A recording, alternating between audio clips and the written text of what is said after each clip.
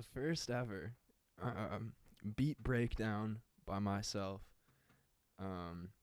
I'll be your host, Isaac Toes, and today we're going to be looking at a song that just came out called All in Your Head. So without further ado, let's just break right into it, you know? This song definitely started with the thing that is in the entire song. That is this bass. So this is just a wavetable patch, and then I messed around with this LFO and a sine wave, and it got pretty bouncy, and then it's just like some quick chord.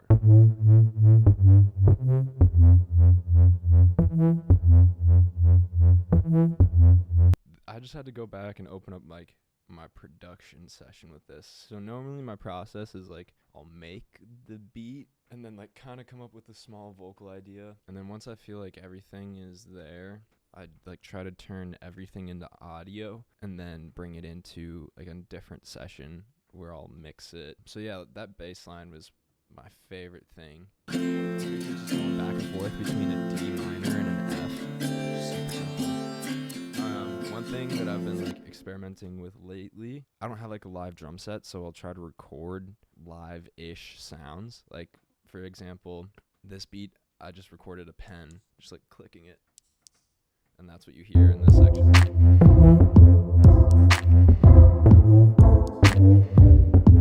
And then yeah, just mix it up and do different little things. Like these notes on the bass don't hold out as long as like the chorus or verses part. That's kind of like the pre. I love piano with choruses on it. When it can sound kind of like twisted, dreamy. Love that. Some Tam action. This like stick thing is another example of like live recordings I've done. It's literally just like pen or a pencil hitting the top of this like glass ashtray that I have, and then like sped it up a bunch, and then I think in the production session I put some like resonators on it or something to kind of make it just, like pop out a little bit more on its own. Like it almost sounds sort of PVC-y. Other than that, dude, this beat was so freaking simple. Like the drums are just like a kick and some claps. Oh, I guess that's one thing. I used like 3 different kicks.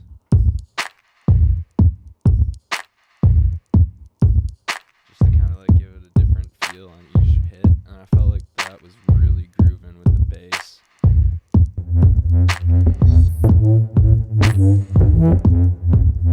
Just kind of help drive the bass a little more. This beat, it literally like the whole thing for like All in Your Head was an exercise for myself of just like just don't overthink shit and try to just get this song out as fast as possible. And then the lyrics were like just kind of simple, easy lyrics. Let's take a gander. Yeah, this is pretty basic. Like, I used to use a ton of Decapitator for vocal distortion. Little Alter Boy, because, like, yeah, this is pitched up. Busy, while the body don't move. That's all Alter Boy.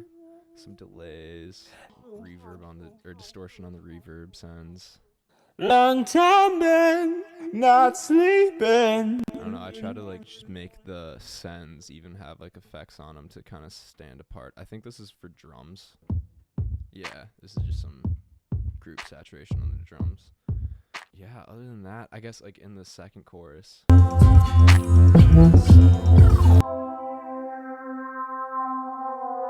This was like a super like day I uploaded it to DistroKid. That's the distributor I use. Shout out to DistroKid. I found this sample somewhere. I forget what the sample sounds like. I'll take everything off.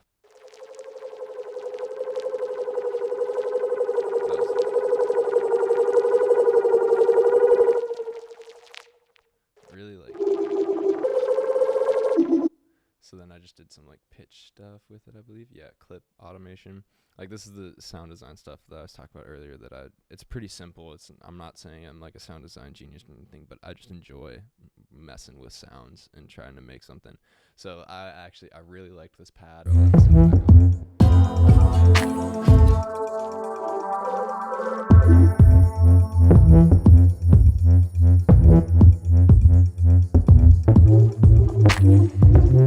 Not a whole lot harmony processing, I honestly copy and paste like my main vocal chain and then like do EQs differently and change up the distortion, saturation, and then whatever like time based effects I'm doing or like flanger stuff, switch that up. But for the most part, pretty straightforward song. My favorite thing about this record is like how wonky it is. I really like stuff where like you just have to like get in the pocket when you try to groove to it. And I feel like that's what this record does. To me personally, like it breaks my neck every time. That has been Behind the Beat with Mr. Rose. And thanks for tuning in. We'll be back with some more Behind the Beats in the future. I also just uploaded my third EP 2 weeks ago. That's coming out September 30th, and I'm pretty stoked for it. It's like some of my favorite work I've done. I'll be sharing some clips and stuff from that coming up here on Instagram and probably YouTube. Yeah, so stay tuned. Maybe click pre-save. I'll put the pre-save in the bio for that. Pre-saving helps artists a lot. I know it's kind of a hassle when you have to like sign in on Spotify again and whatnot, but it actually does do a significant thing for artists. And yeah, if you take the time to do it, appreciate you so much. If you don't, that's all right. Like, you got shit to do. We all do. So hope you have a great day. Look forward to seeing you soon. Peace.